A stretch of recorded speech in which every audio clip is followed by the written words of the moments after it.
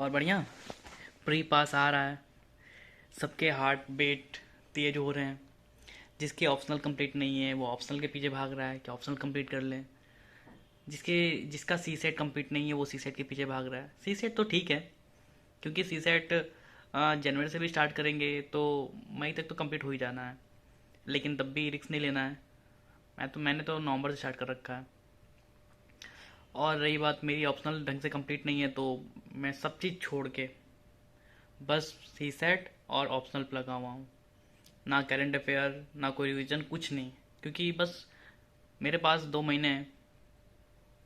2 महीने नहीं, जैसे कि मेरे पास 2 महीने थे जब मैं अपना ऑप्शनल स्टार्ट कर रहा था। अब दिसंबर में मेरा ऑप्शनल ख़त्म हो जाएगा और साथ साथ में मैं रिवीजन भी कर लूँगा, जो जैसे मैंने प्लान किया है। अगर आप लोगों का नहीं हुआ होगा तो भैया सब चीज़ छोड़ो और चुपचाप लग जाओ ऑप्शनल। क्योंकि क्योंकि अगर प्री निकल गया और निकले भी, अगर प्री निकल गया तो फिर ऑप्शनल के लिए भैया 3 महीने में कुछ नहीं होने वाला है। क्योंकि 3 महीना में तुमको सारे चीज़ देखने होते हैं, और साथ में 3 महीने में तो मेरे हिसाब से जो इंग्लिश और हिंदी जो अपना होता है उसको तो कंपलसरी वाला एग्ज़ाम देना ही होगा। उसके लिए 3 महीने में उसको भी तैयारी करना होता है, बाकी रिवीजन करना होता है। तो तुम ऑप्शनल कैसे पढ़ लोगे भाई। और रही बात ऑप्शनल की, तो वो अच्छे से मार्क्स गेन कराता है, तो उस पर तो फोकस अच्छे से करना होगा। तो मेरा बात ये है कि दिसंबर है, 1 महीने पूरे बचे हैं। 1 महीने में तुमको लग रहा है कि तुमको रिवीजन हो सकता है तो रिवीजन भी कर लो। ऑप्शनल छोड़ो नहीं, क्योंकि जनवरी से लेकर मई तक के बीच में ना तुम ऑप्शनल छुओगे तक नहीं। ठीक है। और जब छुओगे नहीं तो फिर वो तुम्हारे माइंड से रिफ्रेश हो ही जाना है। तो बेहतर है कि दिसंबर है, लास्ट टाइम चल रहा है, बाकी सब चीज़ छोड़ के चुपचाप ऑप्शनल की रिवीजन कर लो। अगर ऑप्शनल तैयारी नहीं है तो ऑप्शनल तैयारी कर लो, अगर है तो रिवीजन कर लो। ठीक है। और रही बात कि सी सेट को टाइम देते रहो कि मई तक थोड़ा थोड़ा कर करके सी सेट पूरा कंप्लीट हो जाए। ठीक है, जैसे कि मैं कर रहा हूँ। और रही बात करंट अफेयर, तो जनवरी के बाद तो तुम्हारे पास टाइम है ही है ना। जनवरी से लेकर मई तक तो बहुत टाइम है। मई नहीं कहेंगे, अप्रैल कहेंगे, क्योंकि मई में तो है ही है। तो जनवरी से लेकर अप्रैल तक में तो बहुत टाइम है कि तुम रिवीजन भी कर सकते हो। करंट अफेयर जो भी हो सब रिवीजन कर सकते हो। लेकिन ऑप्शनल तो भैया, इसलिए मैं सोचा हूँ कि आज ब्लॉग बनाऊँ। और रही बात कि मैं सोच रहा हूँ कि अब ब्लॉग बनाऊँ, क्योंकि अब जो होता है ना कि मैं वैसे अकेले रहता हूँ घर में, तो अब वो दिमाग बहुत ज़्यादा परेशान रहता है, होता है। हार्ट बीट बढ़ने लगती है, क्योंकि एग्ज़ाम जितने जैसे पास आता है वैसे वैसे लगता है कि अलग अलग तरीके की बीमारियां भी आ रही हैं। बुखार, कभी हेडेक, कभी कुछ होते रहते हैं। तो और बेहतर है कि मैं अपनी बातें शेयर करूं यहाँ पे। क्योंकि ऐसा होता है ना कि जब हम लोग पढ़ते हैं ना तो हम लोग लगता है कि ये चीज़ मेरे साथ हो रहा है और कोई नहीं करता होगा। जैसे कि मैं कुछ टाइम पहले पढ़ता था, मतलब कि जब स्टार्टिंग से कुछ मैंने था, तो मैं सोचता था ना कि जो बाकी लोग होंगे वो ज़्यादा पढ़ते होंगे, मैं बहुत कम पढ़ रहा हूँ। बाकी लोग रात में भी पढ़ते होंगे, दिन में भी पढ़ते होंगे, पूरे टाइम पढ़ते होंगे, मैं ये नहीं कर पा रहा। जबकि मैं पढ़ता था, और बाकियों को भी लगता है ये चीज़। और इस चीज़ से लोग और ज़्यादा परेशान रहते हैं। जैसे कि मैं हम तो बहुत ज़्यादा परेशान रहता था मैं, कि लोग सच में ज़्यादा पढ़ते हैं, मैं तो बहुत कम पढ़ता हूँ। तो इसलिए तो फिर मैंने लोगों का ब्लॉग देखना स्टार्ट किया। और फिर बाद में पता पता चला कि अरे ये सब कुछ नहीं होता है।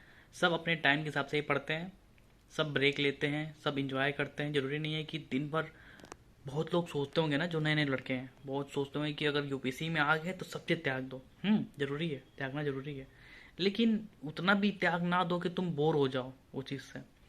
क्योंकि तुम्हारा खुद एक टाइम पे जाके ना तुम्हारा खुद मन नहीं करेगा कि हम मूवी देखने जाएं या कहीं घूमने जाएं। तुम्हारा खुद कुछ टाइम बाद ना तुम खुद घर में रहना पसंद करोगे।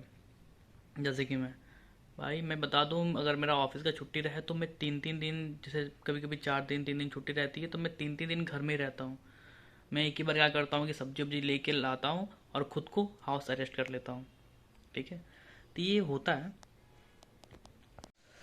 तो ये ब्लॉग इसलिए मैं बना रहा हूँ कि लोग यहाँ पे आके कमेंट करें कि बहुत लोगों का जो मिसअंडरस्टैंडिंग है कि लोग बहुत ज़्यादा पढ़ते हैं, कोई ब्रेक नहीं लेते हैं, दिन भर पढ़ते हैं दिन भर, या बहुत चीज़ें होती हैं। तो लोग अपनी अपनी बातें यहाँ शेयर करें, क्योंकि ज़रूरी है कि अंडरस्टैंडिंग होना ज़रूरी है। क्योंकि बहुत सारे लड़के इस चीज़ को लेकर परेशान रहते हैं कि यार मैं नहीं पढ़ रहा हूँ तो बहुत लोग पढ़ रहे होंगे। ये ज़रूरी भी है कि हाँ, इससे थोड़ा मोटिवेशन मिलता है कि नहीं, आपको फोर्स पुशअप करने के लिए, कि आपको फोर्स मिलता है कि हाँ आप ये करें, आप पढ़ें। लेकिन फिर भी इतना ना करें कि आप परेशान हो जाएं इस चीज़ को लेकर, आप हर समय मेंटल पीस ख़राब करें। क्योंकि यूपीएससी ऐसी चीज़ है ही है कि आप ऐसे ही परेशान रहें। समझ रहे हैं? तो मैं सोचा हूँ कि अब धीरे धीरे ब्लॉग बनाऊँ, क्योंकि मैं बहुत टाइम से सोच रहा था। लेकिन ऑफिस और पढ़ाई के बीच में तो ब्लॉग में भी बहुत कम ही चांसेस होता है। लोगों को लगता है कि ब्लॉग बनाने में क्या ही है, कैमरा उठाओ, जितना ज्ञान बांटना है बांचो, फिर ब्लॉग अपलोड कर दो। लेकिन नहीं, जैसे आज मैं अकेले हूँ तो मैं सोच के कुछ देर बैठ के फिर मैंने स्टार्ट किया। लेकिन ये रोज़ नहीं हो पाता है। लेकिन अब मैं सोच रहा हूँ कि रोज़ ट्राई करूँ, थोड़ा थोड़ा करके भी डालूँ, लेकिन ब्लॉग डालूँ। ठीक है? तो जिसका जिसका ऑप्शनल कंप्लीट नहीं है वो ऑप्शनल कंप्लीट करे भाई, सब चीज़ छोड़ के, और सी साइड पर ध्यान दे। बाकी सब तो जनवरी से तुम स्टार्ट करोगे तो रिवीजन करना तो तुम कर सकते हो। जिसका सेकंड टाइम है, थर्ड टाइम है, तो उसके लिए तो ज़्यादा हार्ड नहीं है, क्योंकि उसने 2-3 बार रिवीजन कर लिया अपना नोट्स। लेकिन 2-3 बार क्या, बहुत बार रिवीजन कर लिया है, तो उसको फिर जनवरी से मई के बीच या अप्रैल के बीच में बहुत कम वक्त लगने वाला है रिवीजन करने के लिए। वो तुरंत में सब 1 महीने 2 महीने के अंदर में सब रिवीजन कर सकता है। लेकिन जिसका फर्स्ट टाइम है उसको तो थोड़ा टाइम लगेगा। लेकिन मैं कहूँगा कि चांस लेना ठीक है। तुम पहले ऑप्शनल कंप्लीट करो, फिर जाकर रिवीजन करो, कुछ भी हो जाए। क्योंकि अगर प्री निकला तो फिर ऑप्शनल के लिए टाइम निकल नहीं पाएगा, और फिर यही हुआ कि फिर तुम प्री निकाल के भी कोई फ़ायदा नहीं कर पाओगे जब ऑप्शनल नहीं अच्छा हो पाएगा तो। ठीक है? ये ठंडी के टाइम में बारिश हो रही है, लोग छाता भी लेके ना आ पाए। आज मैं सोचो पूरे दिन कुछ खाया नहीं हूँ। ऑफिस में मैं सोचा लंच लेके ना आऊँ, क्योंकि आज मीटिंग थी। मीटिंग ख़त्म भी हो गई लेकिन बारिश ख़त्म नहीं हुआ। और लंच लाने के मतलब कि आज लेट हो गया था, मैं थोड़ा लेट उठा, क्योंकि आज बारिश बहुत तेज़ हो रही थी, मौसम बहुत ठंडा था, इसलिए मैं लेट उठा तो जल्दी जल्दी ऑफिस निकल रहा, कुछ बना पाया नहीं। लेकिन बारिश ने पूरे दिन भूखा रख दिया भाई। अब सोचो मैं 5 बजे निकला हूँ कुछ खाने, देखते हैं क्या मिलता है इस बारिश में। ठंडी में ठंडी आई नहीं, दिसंबर हो गई, अभी कुछ देखो ढंग से पहना नहीं हूँ, लेकिन बारिश ज़रूर आ गई। क्या मौसम चल रहा है भाई, बहुत सही। अब जाके बारिश अच्छे से रुकी हुई है, और ये मैंने किया अपना सिस्टम शट डाउन। तो इस ब्लॉग को करते हैं यही ख़त्म। ठीक है? और कल के लिए देखा जाएगा कल क्या ब्लॉग बनता है।